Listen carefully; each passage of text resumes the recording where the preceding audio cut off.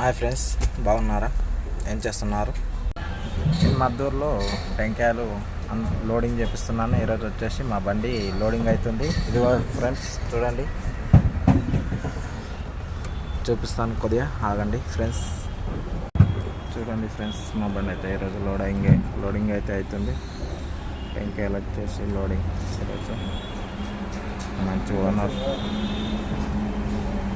Lorry ఉన్న అదే friends, టెంకాయల లోడింగ్ అయ్యింది. చూడండి ఫ్రెండ్స్, మద్దూరు ఇది వచ్చేసి హైవే పక్కనే ఉంటుంది ఫ్రెండ్స్. చూడండి, పైన హైవే ఉంది.